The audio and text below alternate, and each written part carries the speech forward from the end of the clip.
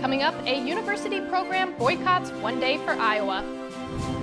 Trans Week of Visibility is in for a busy weekend. I'm live at Kinnick Stadium with a spring football update. The Midwest is about to really mix up your wardrobe. I'll have your full forecast in weather.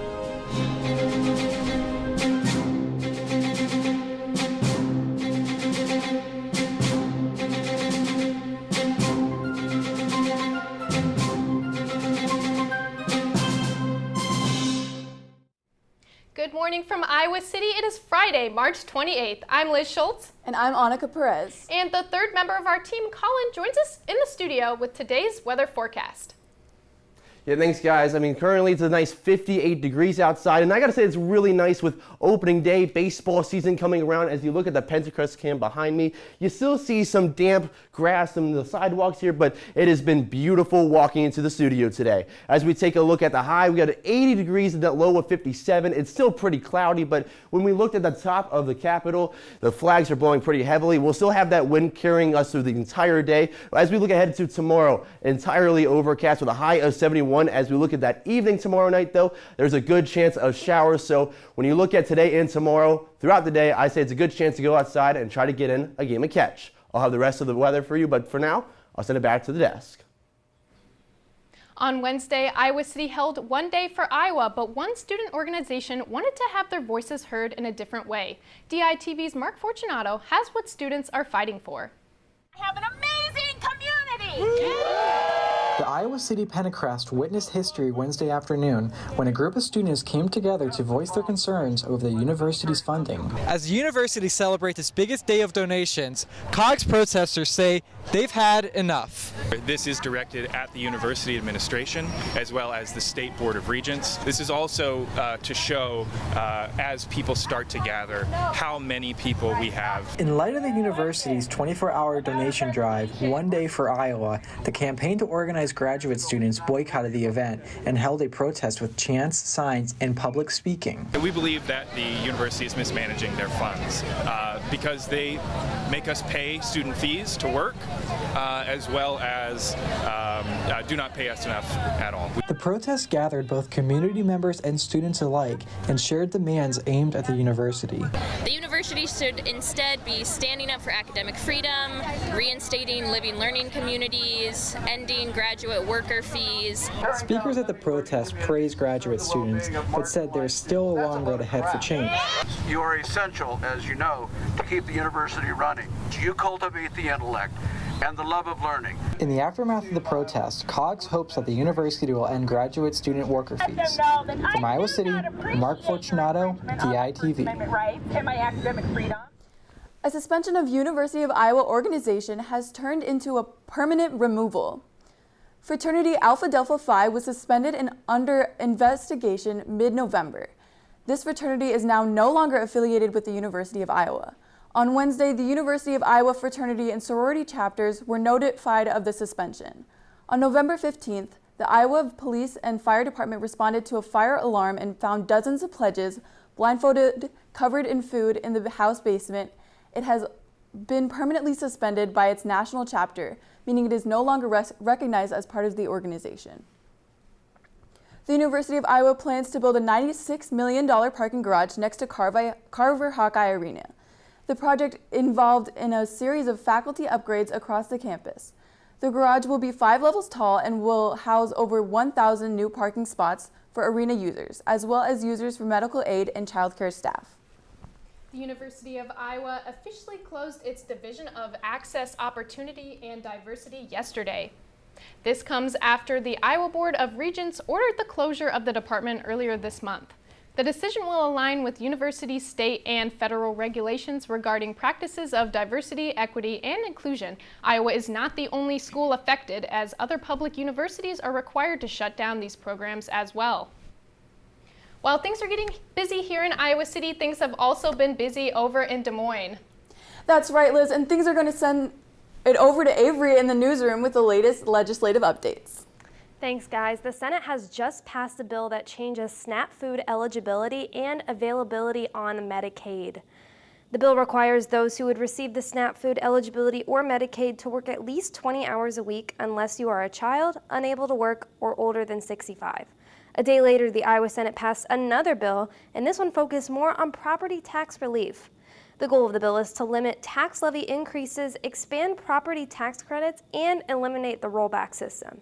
The Iowa Senate sent one last bill to Governor Reynolds' desk, and this bill expands on the state's current texting and driving laws. It will now include all electronic devices instead of just cell phones. Law enforcement and families impacted by distracted driving help push this bill into action. A lot of things happening in Des Moines and Iowa City, but I'll send it back to you guys in the studio.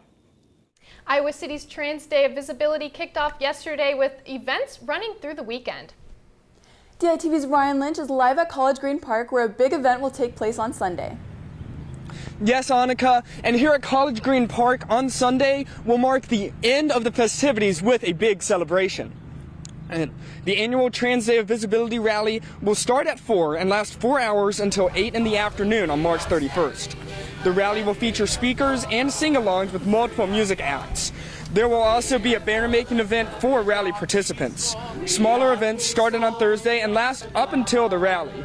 Today's events include a free gender-affirming haircut opportunity and a sign-making arts and crafts event. Tonight will feature burlesque, drag, and spoken word performances at Studio 13. And these performances will start at 9 o'clock tonight and will be hosted by the 2023 Miss Trans Iowa, Emerald Raven Monroe. Back to you guys in the studio. And coming up later, we've got Cole. He's live right now outside of Carver Hawkeye Arena. And coming up later, I break down Kirk Ferentz's press conference, where he had a lot to comment about, including new additions to the offense and the coaching staff. All that and more coming up right after the break.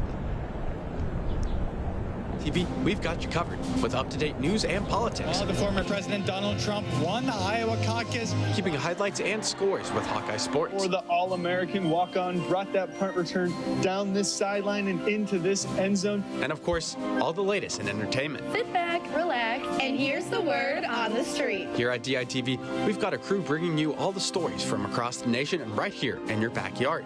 Around the University of Iowa and Iowa City community, we have the stories that matter to you here at DITV. We've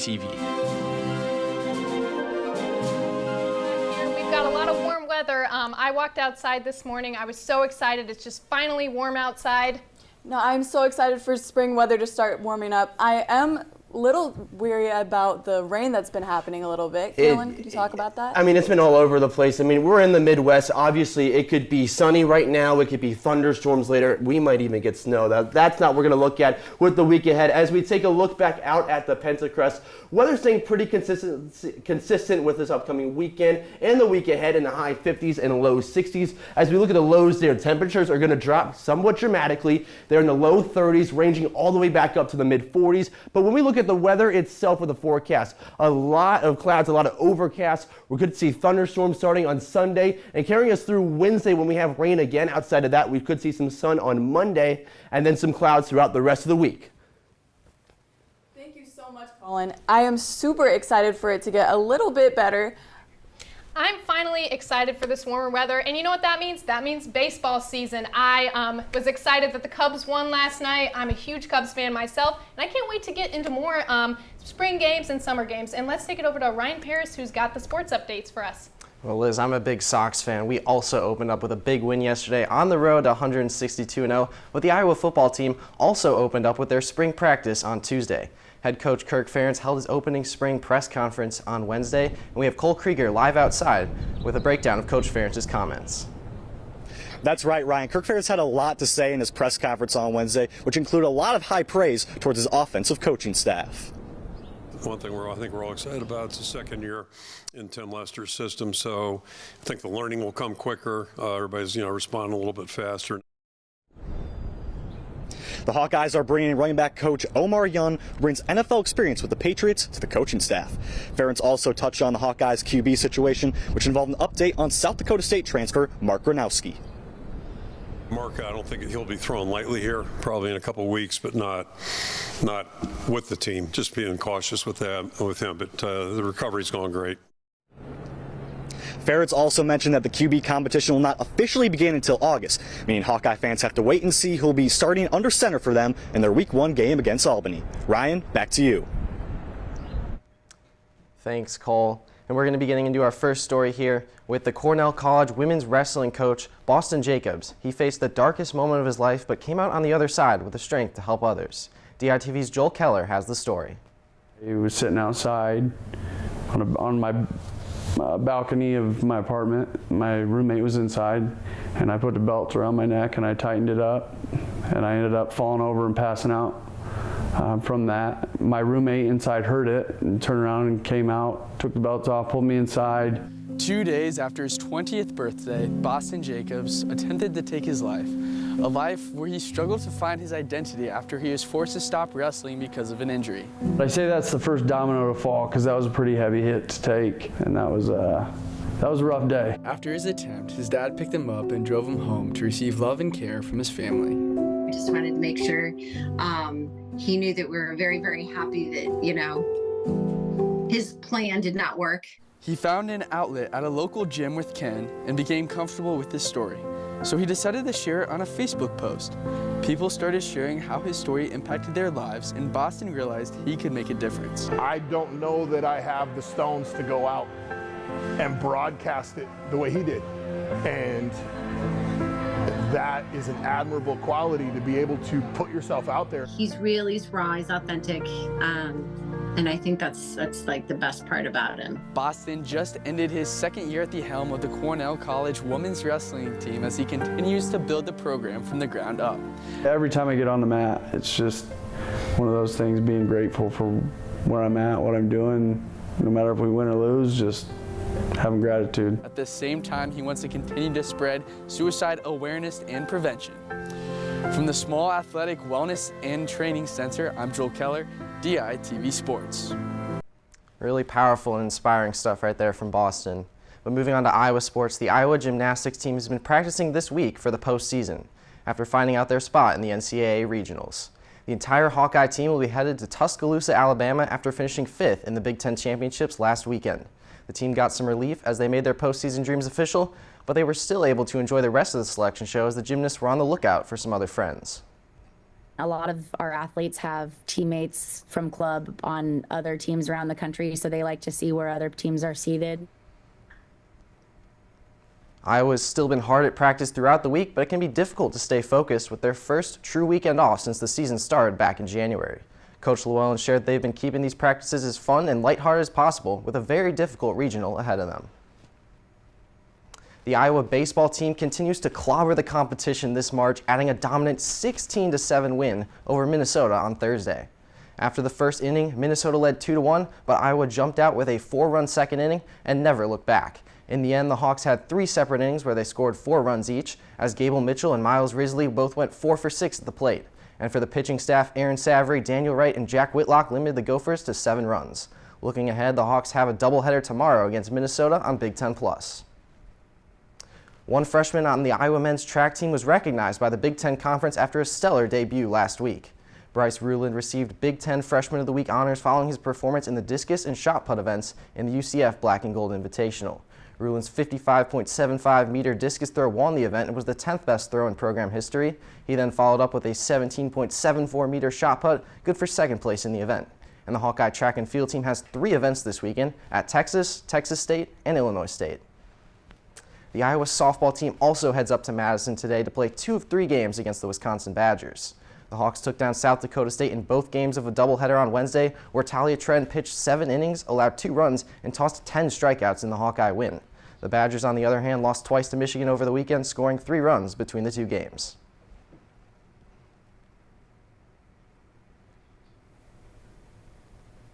Now, Annika, I was actually just in Wisconsin this past weekend. I got to see the NCAA tournament games. Those were extremely exciting. A lot of excitement in sports there. Of course, it's so great to hear that things are heating up in sports and in weather this week.